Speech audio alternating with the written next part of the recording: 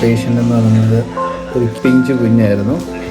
ഇതിനെ സംഭവിച്ചതെന്ന് പറഞ്ഞു കഴിഞ്ഞാൽ ഒരു ഫിസ്റ്റുല ഉണ്ടായിരുന്നു. ഫിസ്റ്റുല എന്ന് പറഞ്ഞാൽ റെക്ടോവെജനൽ ഫിസ്റ്റുല, അതായത് രക്തത്തിൽ നിന്ന് വരുന്ന മോഷൻ അത് കുഞ്ഞിൻ്റെ യൂറിൻ പാസ് ചെയ്യുന്ന ആ ദ്വാരത്തിൽ കൂടെ അല്ലെങ്കിൽ വെജനയ്ക്കകത്തൂടെ വരുന്നു.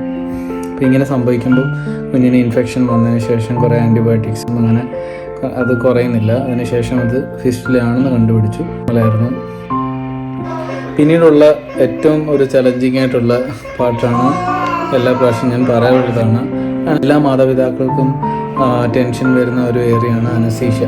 അപ്പം ഇവിടെ നമ്മൾ കുഞ്ഞിനെ പൂർണ്ണമായി അനസ്തീഷ്യ കൊടുക്കാത്തത് കൊണ്ട് തന്നെ വളരെ സേഫായിരുന്നു. അപ്പം ഞങ്ങൾക്കിത് എക്സ്പ്ലെയിൻ ചെയ്ത് കൊടുക്കുമ്പോൾ പല ഇൻസ്റ്റിറ്റ്യൂഷനിലും ഇത് പ്രാക്ടീസായി വരുന്നതേ ഉള്ളൂ. കാരണം എന്ന് ചോദിച്ചു കഴിഞ്ഞാൽ ഇത് ലേറ്റസ്റ്റ് പണ്ട് കാലങ്ങളിൽ അങ്ങനെ പ്രാക്ടീസ് ചെയ്യുന്നില്ലായിരുന്നു. കുഞ്ഞുങ്ങളിൽ സ്പൈനൽ അനസ്തീഷ്യ എന്ന് പറയുന്നത് വളരെ റിസ്ക് ആണെന്നും, എന്നാൽ ഇപ്പോഴത്തെ പഠനങ്ങളനുസരിച്ച് കുഞ്ഞുങ്ങളുടെ നരമ്പുകൾ എന്ന് പറഞ്ഞാൽ ഒരു മുതിർന്ന വ്യക്തിയെക്കാട്ടിലും അത്രയും ഡെവലപ്ഡ് അല്ല. അപ്പോൾ അതുകൊണ്ട് തന്നെ നമ്മൾ ഒരു അനസ്തീഷ്യ മെഡിസിൻ കൊടുക്കുമ്പോൾ അത് വേഗം കുഞ്ഞ് അനസ്തീഷ്യയിൽ നിന്ന് വെളിയിൽ വരുന്ന നമുക്ക് കാണാൻ സാധിക്കും.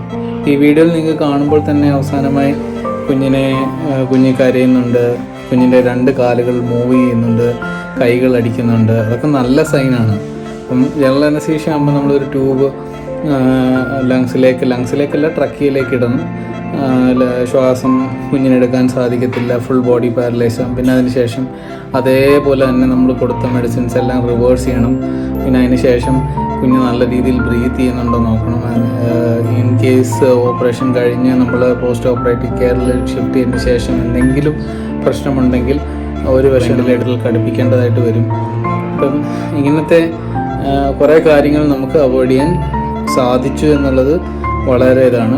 ഏറ്റവും എന്നെ അത്ഭുതപ്പെടുത്തിയെന്ന് പറഞ്ഞാൽ ഈ പേരൻസ്, ഇവർക്ക് അത്യാവശ്യം എഡ്യൂക്കേഷൻ ഉണ്ട്.